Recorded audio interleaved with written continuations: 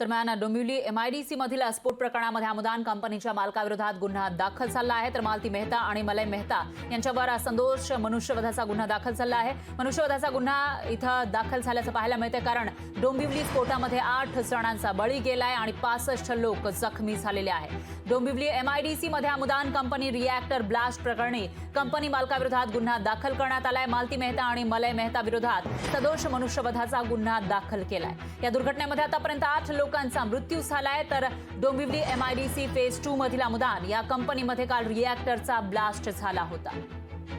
मृतदेह मिळालेले आहेत। बाकी शोधकार्य चालू आहे। जखमींच्यावर उपचार चालू आहेत। बाकी कोण येते मिळून येते का त्याचे शोध फायर ब्रिगेड आणि NDRF चालू आहे। सर, काल किती मृतदेह सापडले होते ना?